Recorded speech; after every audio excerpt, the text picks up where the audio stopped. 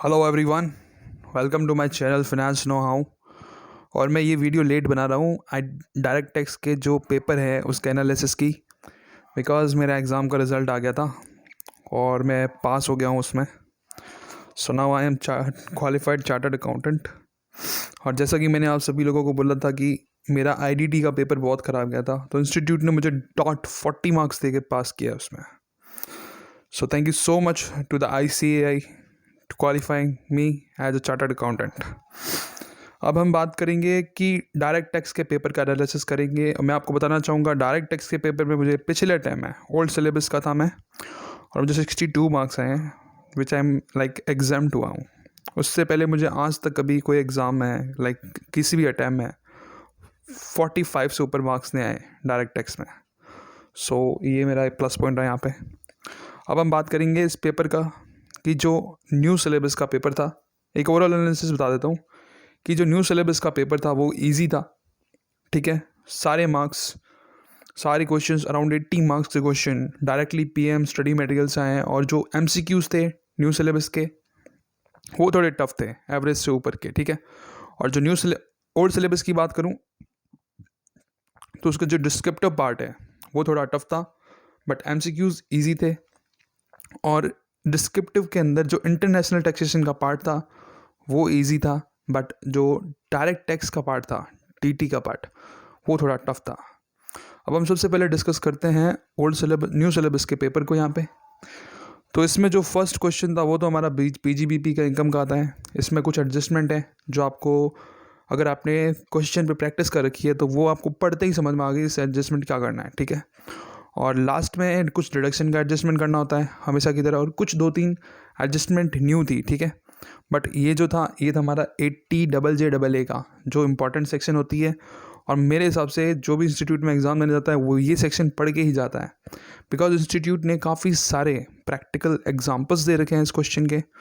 सो मुझे लगता है इस क्वेश्चन को करने में आपको कोई तकलीफ़ नहीं आई होगी। फिर भी अगर आपको कोई एडजस्टमेंट में एतराज़ है, कोई डाउट है, आप मुझे कमेंट सेक्शन में पूछिए, मैं उसकी हेल्प ज़रूर करूँगा, ठीक है। तो पहला क्वेश्चन बहुत ही ईजी था, मैट को इग्नोर करना था। सिंपल आपको टोटल इनकम कंप्यूट करनी थी और उसको कितना टैक्स पे करना है एज अ कंपनी वो निकालना था। क्वेश्चन नंबर 2 की बात करें, क्वेश्चन नंबर 2 का A पार्ट ही हमारा डायरेक्ट सेम बुक से आया है, डिट्टो बुक से आया है, ठीक है। और आपको इसके भी काफ़ी सारे वैरायटी के क्वेश्चंस मिल जाएंगे। सिंपल क्वेश्चन है ये, बहुत ही सिंपल क्वेश्चन 10AA का। और अगर आपने असेसमेंट ऑफ वेरियस एंटिटीज़ कर रखा होगा तो इस टाइप के आपको काफ़ी सारे क्वेश्चन मिल गए होंगे, काफ़ी सारे, ठीक है। तो इस क्वेश्चन को करने में कोई दिक्कत नहीं आई होगी, ठीक है। और AMT का पार्ट है इसके अंदर, तो AMT को कंसीडर करके इस क्वेश्चन को करना है। और जो B पार्ट है वो सेम इंस्टीट्यूट की बुक से आया हुआ है। और ये जो था क्वेश्चन हमारा NR टैक्सेशन था, नॉन रेजिडेंट टैक्सेशन से था। सेम टू सेम क्वेश्चन आपको बुक में मिल जाएगा, सिमिलर क्वेश्चन मिल जाएगा आपको इंस्टीट्यूट की बुक में। सो इसको क्वेश्चन करने में आपको कोई दिक्कत नहीं आई होगी, मैं आपको प्रॉमिस करता हूँ। अगर आपको फिर भी डाउट है इस क्वेश्चन में मुझे पूछिए कमेंट सेक्शन में, आपका आंसर 100% दूंगा, पूरी हेल्प करूँगा। थर्ड क्वेश्चन है ट्रस्ट का क्वेश्चन। सिमिलर क्वेश्चन आप काफ़ी बार कर चुके हैं इंस्टीट्यूट की बुक में, सिर्फ 1 या 2 एडजस्टमेंट होगी जो नहीं होगी आपके हिसाब से, बट स्टिल अगर आपने ट्रस्ट के काफ़ी सारे क्वेश्चंस की प्रैक्टिस कर रखी है और आपके कॉन्सेप्ट्स क्लियर हैं तो ये क्वेश्चन करने में आपको 1% दिक्कत नहीं होगी, क्योंकि सारी की सारी एडजस्टमेंट ऐसी है जो आपने पढ़ी ही रखी होगी। ऐसा कोई एडजस्टमेंट नहीं है जो नहीं पढ़ी रखी होगी, ठीक है। जब आप ट्रस्ट का चैप्टर पढ़ते हो बहुत ही नाम मात्र की एडजस्टमेंट रहती है, वो करनी होती है। वो करने के बाद आपको इस क्वेश्चन में कोई डाउट नहीं रहता। जो B पार्ट है वो DDAA का क्वेश्चन है, 2 कंट्रीज़ का है। और DDAA है, ये सेम चीज़ हमारे पिछले अटेम्प्ट में भी आई थी ओल्ड सिलेबस के अंदर, बट इस बार न्यू सिलेबस के अंदर आई है। मैं काफ़ी चीज़ें देख रहा हूँ कि जो पैटर्न ओल्ड सिलेबस का था नवंबर 2020 का, वो नवंबर 2020 जो सेकंड सेशन है इसके अंदर न्यू सिलेबस का जो पेपर है वो पिछली बार के ओल्ड सिलेबस से एग्जैक्टली मैच हो रहा है। एक क्वेश्चन तो रिपीट भी किया है, वो भी मैं आगे डिस्कस करूँगा, ठीक है। तो ये क्वेश्चन पिछले अटेम्प्ट में भी आया था और इस अटेम्प्ट में भी आ गया। सो मैं देख रहा हूँ कि जो पैटर्न नवंबर 20 के जो फर्स्ट सेशन था उसके अंदर जो ओल्ड का पेपर था उसके जैसा ही न्यू सिलेबस का पेपर आ गया। So we can say it's an easy paper. Fourth का A पार्ट की बात करें तो फोर्थ का A पार्ट है वो TDS से रिलेटेड क्वेश्चन है। और चारों के चारों जो क्वेश्चन है आपको आराम से पढ़ते ही समझ में आओगे कि कौन सी सेक्शन से है और इसका कैसे आंसर लिखना है। वेरी इजी क्वेश्चंस TDS के। और सेकंड पार्ट जो है बी पार्ट, उसके अंदर हमें आर्म लेंथ प्राइस निकालनी है। और जो ये मैं नहीं कहूँगा कि ये सेम क्वेश्चन है, but the thing is same question. देखो आप क्या लिखा हुआ है, वुड विहान युवान ravage traded associated enterprises. So same question last attempt भी जब आप पढ़ेंगे ओल्ड सिलेबस का जो ट्रांसफर प्राइसिंग का क्वेश्चन है उसमें भी यही पूछा था कि इनमें रिलेशनशिप क्या है और इनके ऊपर इंटरनेशनल ट्रांजेक्शन एप्लीकेबल होगा कि नहीं होगा, एसोसिएटेड एंटरप्राइज है कि नहीं है। और सेकंड है calculate the arm length price of Vihaan with sales same equipment rate at per unit. So Vihaan is not an wholesale dealer. ठीक है, मतलब अगर आपके कॉन्सेप्ट क्लियर है ट्रांसफर प्राइसिंग के तो आपको ये क्वेश्चन में दिक्कत नहीं आएगी। फिर भी अगर आपको आर्म लेंथ प्राइस कैलकुलेट करने में दिक्कत आ रही है, मैं आ बैठा हूँ, आपको आंसर जरूर दूंगा कमेंट सेक्शन में। क्वेश्चन नंबर 5 ए की बात करें तो ये जो क्वेश्चन है हमारा सेक्शन 292B, ठीक है, वहाँ से आया है। और जो सेकंड जो क्वेश्चन है वो कोई केस लॉज है, तो ये केस लॉज बेस्ड क्वेश्चन है। इसके अंदर आपको 2 क्वेश्चन करने हैं, चारों के चारों नहीं, तीनों के तीनों नहीं करने, सिर्फ 2 क्वेश्चन करने हैं। बी जो पार्ट है सबसे इंपॉर्टेंट, नवंबर 16 में इसका लास्ट क्वेश्चन आया था कोऑपरेटिव सोसाइटी का। आज इतने साल बाद, 4 साल बाद, नवंबर 2021 के एग्ज़ाम में कोऑपरेटिव सोसाइटी पूछा है। इस वैरायटी का क्वेश्चन नहीं मिलेगा, बट इसके अंदर जो अगर आपने कॉन्सेप्ट्स पढ़ रखे हैं, इसकी आपने प्रैक्टिस कर रखी है, तो ये क्वेश्चन करने में आपको दिक्कत नहीं आएगी। बिकॉज मैं भी मानता हूँ इंस्टीट्यूट ने इसके ज़्यादा क्वेश्चन नहीं दे रखे हैं बुक्स के अंदर, तो आपके कॉन्सेप्ट क्लियर है तो आपको ये क्वेश्चन करने में दिक्कत नहीं आएगी।